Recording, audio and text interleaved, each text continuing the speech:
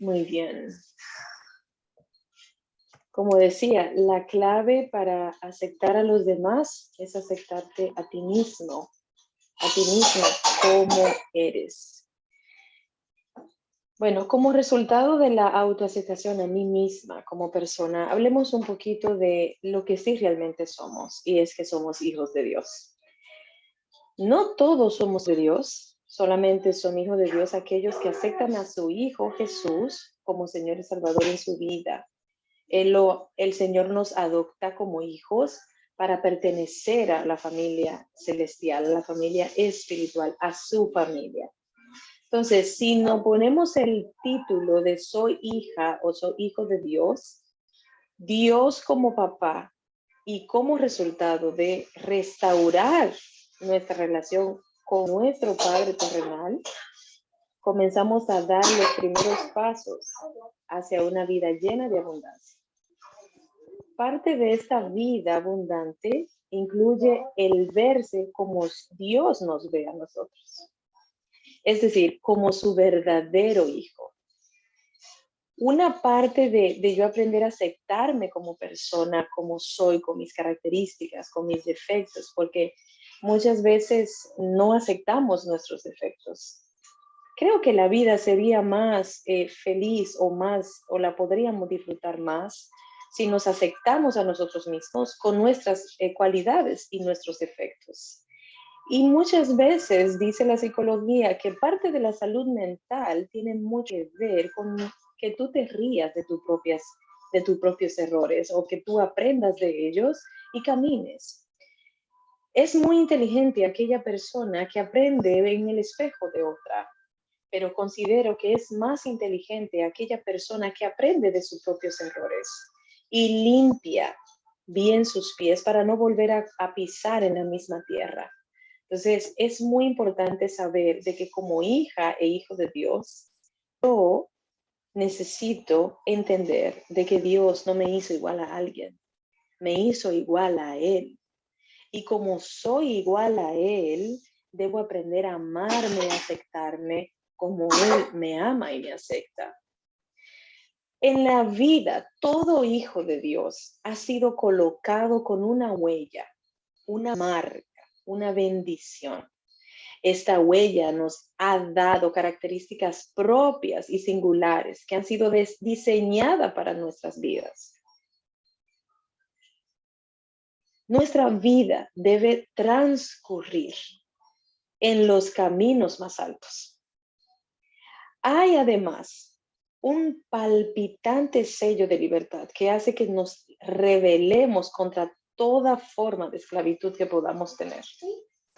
¿Por qué? Porque nosotros fuimos diseñados para ser libres. Eso nos lo dice el Señor en Juan 8:32. Cuando recibimos a Cristo, su espíritu viene a morar a nuestra vida. Y cuando recibimos al espíritu, el espíritu empieza a sellar todo nuestro ser. Y al entrar en ese sello, empezamos en un proceso de restauración y de transformación a lo que éramos al principio, antes de que el pecado entrara a nuestras vidas. Esto es necesario para que la vida de Jesús y la vida del Espíritu sea vivida a través de mí. Y la ceguera espiritual que han dejado en el alma las heridas que sangran de lo profundo de mis errores del pasado, estas profundas heridas dolorosas y huellas del pecado son las que han desfigurado la imagen de Dios en cada uno de nosotros. Entonces, por eso es súper importante de que yo tenga una correcta imagen de quién es Dios y Él, cuando yo le conozco o me acerco o vivo una vida de intimidad con Él se va a encargar de enseñarme quién soy yo y me va a llevar a entender cuál es mi esencia como su hija. Entonces, como decía al principio, lo importante aquí es que me acepte tal como Él me acepta. El Señor a mí me ama, independientemente de mis pecados, de mis heridas, de mis errores. Él me ama y Él me acepta como soy. Entonces, ese mismo amor que Él siente por mí es lo que estamos nosotros llamados a tener por nosotros mismos. Y lo importante de todo es que al estar en esta tierra y convivir en esta tierra, estamos llamados a amarnos y también ese amor llevarlos a otras personas. Es muy importante que conozcamos nuestro autoconcepto. ¿Quién soy? ¿Por qué estoy donde estoy? ¿Y para qué estoy donde estoy? Todo el mundo tiene una imagen de sí mismo.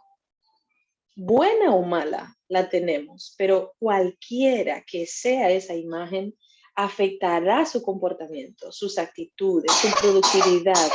En última instancia, su éxito en la vida. Dos expresiones populares en el campo de la psicología son sobre la autoimagen, ilustran esta tesis fundamental. Somos lo que creemos ser y lo que los demás piensan de mí no es tan importante como lo que pienso yo misma de mí misma. O qué piensas tú mismo de ti mismo o tú misma de ti misma. Ninguna opinión externa hacia ti debe ser tan importante a como lo pienses. Por ejemplo, pueden venir a decirte de tú eres una inútil o eres un inútil, pero depende de esa creencia que tú tengas en tu corazón de que eso es así, será así. Entonces uno tiene que tener mucho cuidado. Muchas personas van a estar a tu alrededor y te van a hacer sentir poca cosa. Te van a hacer sentir que no vales nada. Pero depende de la autoridad que tú le des a ese sentimiento, lo vas a sentir. Por ejemplo, yo conozco personas que le pueden decir de todo y eso no penetra su esencia, ni realmente lo que ellas piensan de ella misma. Y eso es algo muy hermoso que se aprende en el caminar de los años. Entonces, es importante de que aprendamos eso, a que lo que otra persona opine de ti no quita lo que realmente eres. Lo importante aquí es lo que piensas tú de ti mismo. Por ejemplo, yo siempre he creído que lo que creemos ser, en eso nos convertimos. Siempre he creído en ese lema. Los pensamientos engendran sentimientos y los sentimientos engendran acciones. Por consiguiente, los pensamientos que nacen de nuestra autoimagen afectan nuestras acciones, negativa o positivamente. El que tiene una imagen de confianza en sí mismo rendirá al máximo de su capacidad. No hay inseguridad en esta persona. A veces carecemos de esa confianza. Esto explica por qué algunos talentosos fracasan y triunfan algunos mediocres. O sea, una persona que ha vivido toda su vida en mediocridad, llega un momento en que triunfa. En cambio, aquellos que tienen tanto talento no llegan a triunfar. Todo cambia, y la diferencia está en el autoconcepto, en la imagen que tengo de mí misma y la imagen que tengas de ti mismo. Esa es la única diferencia en esos dos aspectos. Quiero citar un texto de un gran siervo de Dios. Su nombre es Tim LaHaye. Él decía algo muy importante y él contaba una anécdota una vez y él decía, dos de las mujeres más hermosas a quienes aconsejé sufrían una grave crisis depresiva.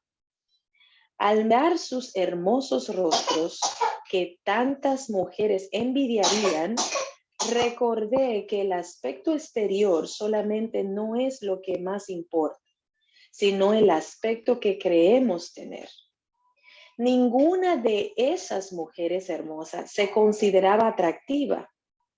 ¿Qué importancia tiene entonces que lo fueran? O sea, ellas eran hermosas y muchas mujeres envidiaban su rostro, su belleza, pero ellas no lo veían. Es como que tú tengas, tú tengas las cualidades, pero es como que tú no la ves y no crees en ellas. Entonces, la pregunta es, ¿no tienen valor? ¿Por qué? Porque no se lo está dando tú. No importa el valor que te dé los demás. Lo importante es el valor que te dé tú misma como persona. Si tú sientes que vales, tú vas a valer y vas a vivir como una persona valiosa.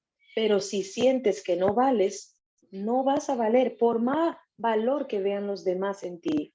No lo vas a ver, no lo vas a vivir tú porque no lo estás viendo tú. Entonces, conforme me veo, yo edifico mi vida todos los días. Es increíble. Del anterior ejemplo, aprendemos que un autoconcepto saludable es fundamental para tener bienestar emocional, para sentirnos cómodos con nosotros mismos y disfrutar de una paz duradera. Cuando se desarrolla un sano concepto de sí mismo, la persona lleva una vida útil y productiva.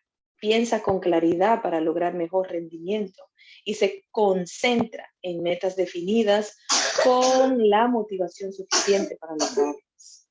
Cuando se tiene una autoimagen adecuada, se enfrentan los problemas de la vida y hay dedicación para resolverlos. La persona no tiene que dividir sus esfuerzos entre atender sus ansiedades interiores y enfrentar las circunstancias del momento.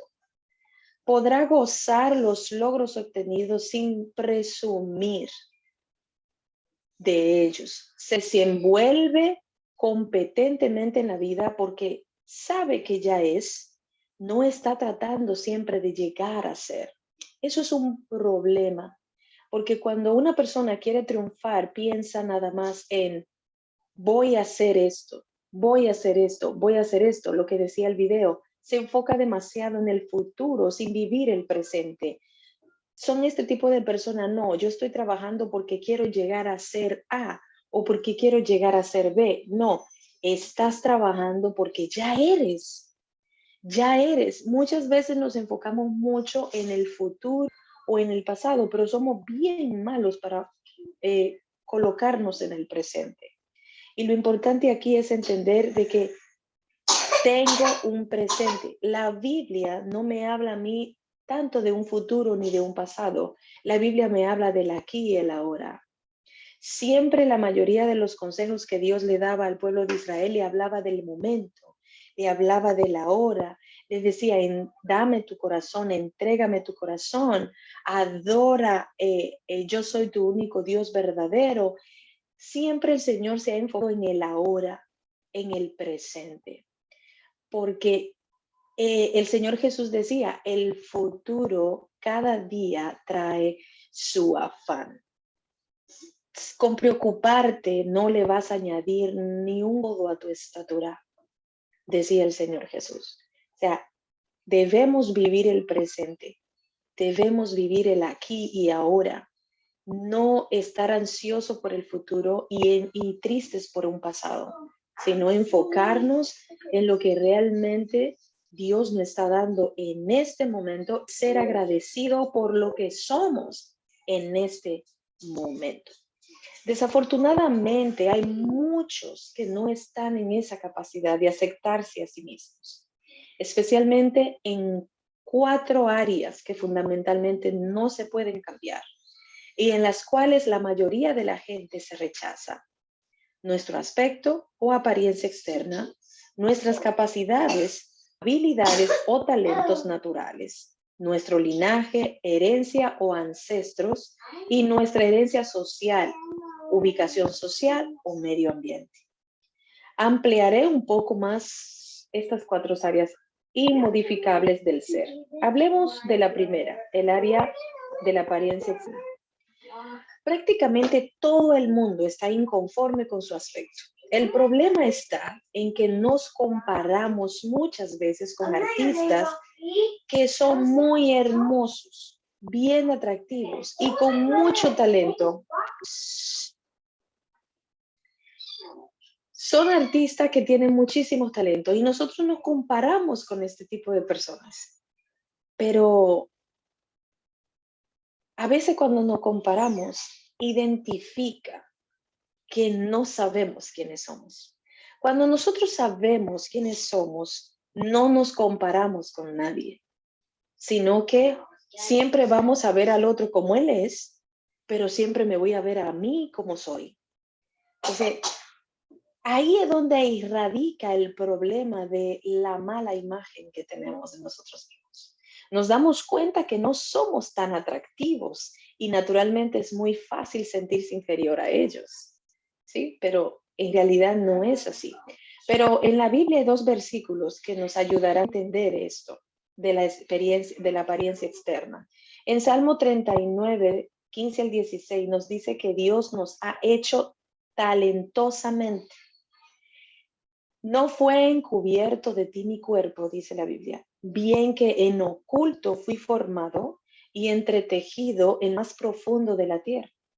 Mi embrión vieron tus ojos y en tu libro estaban escritas todas aquellas cosas que fueron luego formadas, sin faltar una de ellas. Interesante, ¿no? Este hermoso pasaje nos muestra cómo Dios, papá, como perfecto diseñador, estuvo presente en el momento de nuestra sesión y atendió cada aspecto de nuestra vida y de nuestro cuerpo. Él siempre estuvo ahí. Pero mira, en Isaías 45, del 9 al 10, Dios está representado como un alfarero que tiene el derecho a conformarnos como Él quiere, como vasos de barro en sus diestras manos. Podemos concluir entonces que somos la creación perfecta de Dios, que Dios hizo que fuéramos. Bueno, la segunda área inmodificable de nuestra vida son las habilidades y los talentos. En nuestra sociedad estamos rodeados de personas que siempre han sobresalido. Por lo tanto, es fácil llegar a sentirse inferior. Esta evaluación que hacemos de nosotros mismos al compararnos con ellos es muy injusta, pues miramos lo mejor de las otras personas y lo comparamos con lo peor de nosotros. Y el resultado es un complejo de inferioridad horrible. Hay muchas personas que no saben lo excelentes que son. O, por ejemplo, un jugador de fútbol no sabe el excelente jugador que es, pero hace de excelentes maestros, padres y esposos. O sea, una cosa es que te guste el fútbol y otra cosa es que tú digas y te sientas mal porque no eres un excelente futbolista, pero eres un excelente maestro, lo que quiero decir. Eres un excelente maestro, eres un excelente papá. O sea, no porque ese artista o ese futbolista que sigue y que admira sea excelente y tú no lo eres en el fútbol, no significa que no seas bueno en otras áreas. El punto aquí es buscar en qué área eres bueno. Si no eres bueno en el béisbol, bueno, pues puedes ser bueno en el karate. Si no eres bueno en el karate, puedes ser bueno en el canto. Pero cada persona tiene sus dones y sus talentos y tiene que aprender a valorarlos, respetarlos y aceptarlos y desarrollarlos. Porque si no lo desarrollamos, se nos va a hacer un poco imposible, ¿sí? El poder vivirlos.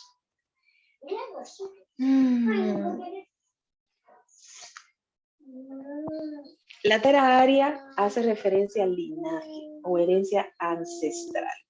Lo que se avergüenzan de sus padres tendrán un serio problema de autoaprobación. Nada destruye tanto como la amargura, particularmente cuando va dirigida a los padres. Por lo tanto, debemos confesar esas actitudes erradas. Debemos aprender a aceptar nuestros ancestros, aceptar a nuestros papás. Yo he conocido personas que se avergüenzan de sus padres porque no estudiaron o porque tienen el papá o la mamá tiene la orejita más grande o la nariz redonda. Hay personas que se avergüenzan de ellos porque no saben hablar bien en público, porque no son sociables, porque no conocen la nueva era. No, solamente fueron personas que nacieron en momentos diferentes que tú. Pero eso no significa que no sean tus papás, que no lo aceptes, que no los ames, que no los respetes y los valores como son. La cuarta área es nuestra herencia social. La corriente del determinismo enseña que el ambiente determina quiénes somos. Si decimos aceptar esta filosofía, nos llevará a pensar que si venimos de un nivel inferior, nunca podremos salir de allí. O que si nuestros padres hicieron mal, nosotros también tenemos que ser como ellos fueron. Parcialmente esto no es cierto.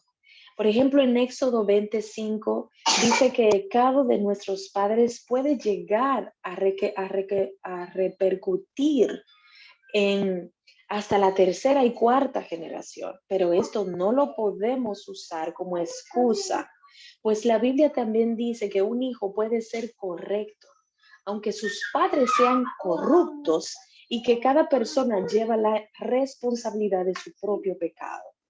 Por ejemplo, en Ezequiel 18, del 19 al 20, un ejemplo es Moisés, quien se levantó en un ambiente donde no se tenía a Dios, y sin embargo Dios lo usó en esa circunstancia de acuerdo a sus propósitos. Moisés prefirió sufrir con el pueblo de Dios que gozar de los placeres de Egipto. Eso lo podemos ver en Hebreos 11, 24 y 25. O sea, él tenía privilegio como hijo adoptivo de la hija del faraón, pero él apropió de eso, simplemente escuchó la voz de Dios y obedeció lo que Dios le estaba diciendo. O sea, él conoció su propósito y obedeció su propósito y lo siguió hasta que murió. Sí, entonces poder entender de que el que mis padres hayan cometido algunas fechorías o tengan herencias no agradables ante los ojos de Dios no significa que yo también voy a tener y voy a dar fruto en esa herencia. No, yo puedo elegir ser correcta. Yo puedo elegir ser correcto. Entonces, es cuestión de elegir. Es cuestión de tomar lo bueno y desechar lo malo. De eso se trata. ¿Cuáles son las manifestaciones de la falta de autoaceptación? Bueno, una mala imagen de nosotros mismos por lo general nos lleva al pecado de la autocompasión, que es un túnel que desemboca en la depresión. Veamos algunos problemas, Veamos algunos problemas que son el resultado de tener una mala imagen de sí mismo. Primero, evidencia de falta de aceptación es una preocupación obsesiva por la apariencia externa. Mucha gente gasta tiempo tratando de ponerse el vestido adecuado, pues piensa que de todas maneras que van a ver un poco mal. O es muy común, sobre todo en las demás, verlas con frecuencia frente al espejo, desperdiciando un tiempo que podría ser empleado en otras actividades. A otras personas, por ejemplo, le cuesta valorarse en la justa medida o amarse a sí misma. Estas personas desarrollan incredulidad con respecto al elogio que pueden recibir de otros. Son incapaces de enfrentar responsabilidades y desafíos en la vida. Por ejemplo, otra manifestación de la falta de autoaceptación es la insensibilidad frente a las necesidades de otros. En el ambiente matrimonial, por ejemplo, familiar o social. Si no amamos a otros, estamos limitados a amarnos a nosotros mismos con efectividad como cristianos. Por ejemplo, en Mateo 19 está también lo que son perfeccionistas. Muchas veces las personas que no se aceptan a sí mismas se enfocan en perfeccionarse en áreas de su vida que no valen mucho para Dios. Como no se aceptan a sí mismas, tratan de hacer las cosas perfectas a fin de que los demás le puedan aceptar. La falta de autoaceptación también puede afectar nuestra confianza en Dios. Si no entendemos el propósito de Dios, creemos que Dios se ha equivocado con nosotros en una determinada área. ¿Cómo podré confiar en Él para las otras áreas? ¿Cómo? No se podría, ¿verdad? Entonces, por ejemplo, otro error en el que caen muchos es en el compararse con los demás. Decimos, yo quisiera ser como fulanito de tal. No nos estamos aceptando desde el punto de vista de Dios, ni desde la perspectiva que Dios tiene para nosotros. Finalmente, cuando una persona no acepta la autoridad de las demás personas, tampoco puede aceptar a la autoridad de Dios. La meditación del corazón sería algo así. Dios, quien es la máxima autoridad, me privó de mis derechos. Esto no es justo. Me resiento contigo porque me debe mucho. Otras autoridades también me restringen de la misma forma y por eso no me gusta aceptar la autoridad de los demás. Siempre hay una excusa, siempre se excusan, siempre hay un pero, sí, pero ¿por qué? Siempre hay una excusa para no aceptar la autoridad de los demás y aceptar la autoridad de Dios. En este momento viene a mi memoria algo. Por ejemplo, una vez cuando yo inicié la vida cristiana, a mí me costaba mucho aceptar la autoridad de mis líderes que me estaban doctrinando en ese tiempo. Pero llegó un momento en que entendí que mi problema no eran ellos, sino yo misma. Mi falta de autoconcepto, mi falta de valía a mí misma, mi falta de aceptación a mí misma. Pero después que entendí eso y se lo entregué a Dios, el Señor fue corrigiéndolo en mí, conforme yo le iba entregando. Y el Espíritu Santo hacía su obra en mi corazón. Y cada vez que el Espíritu Santo hacía una sanidad en mí, en alguna área de mi vida, con respecto a la autoridad y con respecto a mí misma, yo empezaba a ver mis líderes y mis pastores de manera diferente. Y empecé a aceptarlos hasta que lo logré. Entonces, es importante de que tengamos un autoconcepto saludable, no más alto del que debemos tener, dice Pablo, ni menos del que debemos tener, sino anivelado. Somos personas especiales. Dios tenía una idea de cómo íbamos a ser. Aún antes de haber nacido, ya Dios sabía cómo íbamos a ser. Dios sabía lo que estaba haciendo cuando nos hizo y lo hizo bien. Como nos dice el Salmo 139, 15 al 16 y Isaías 45 del 9 al 10.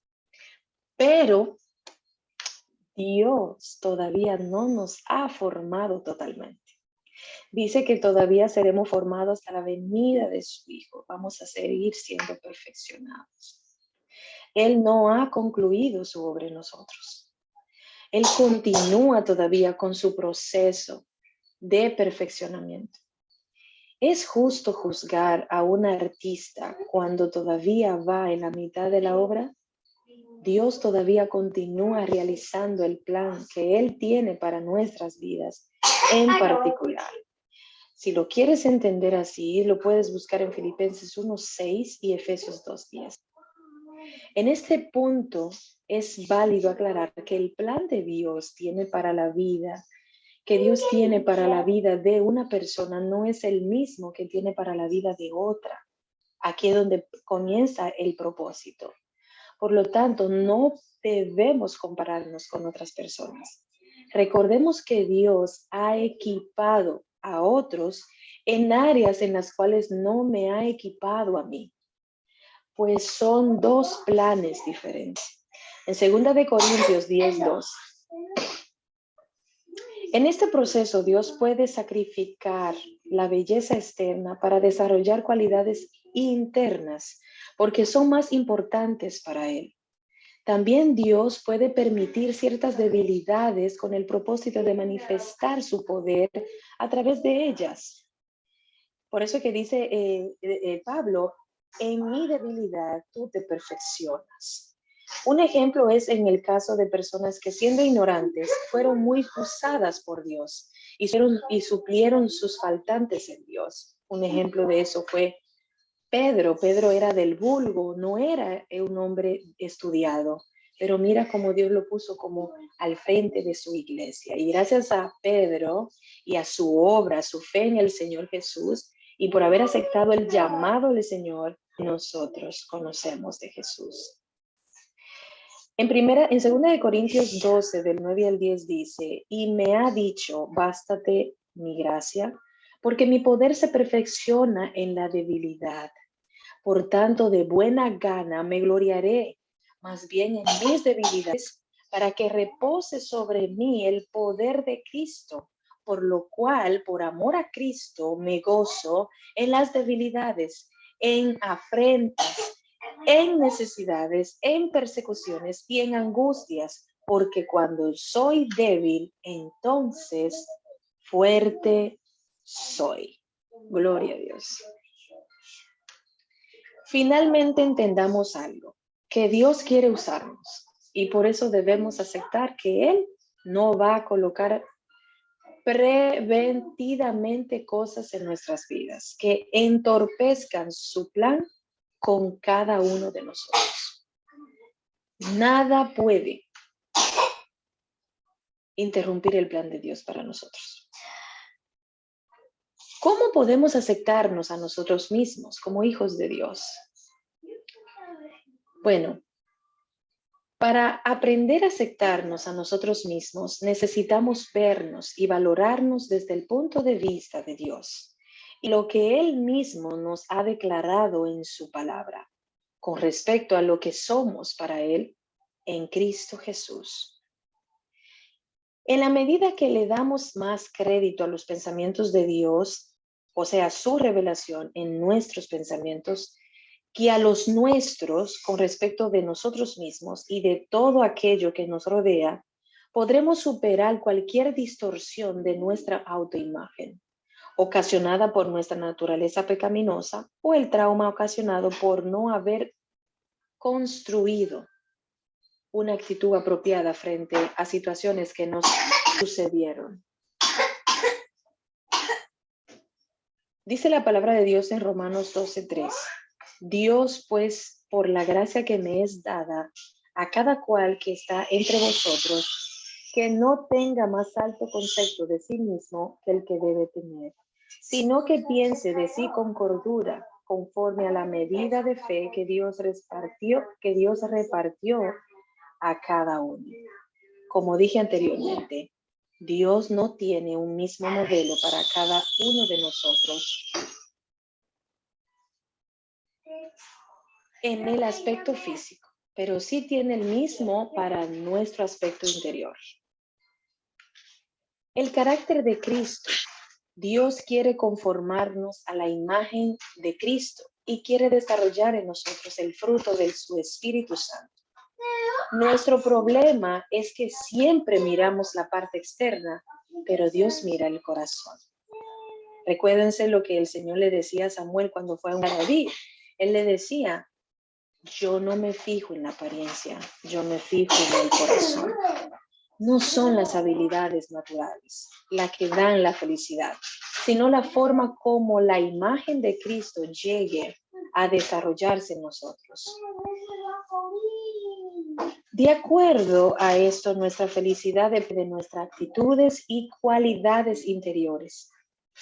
Viviremos inseguros si dependemos del externo, pues de un momento a otro puede suceder algo grave, como un accidente, perder un brazo, perder una pierna, tener que operar de un ojo y quedar tuerto o tuerta, perder nuestro atractivo externo, y eso sería el final de nuestra felicidad. Si tu felicidad va enfocada en lo físico, pues puede que tenga un fin, pero si va relacionada y enfocada en el interior,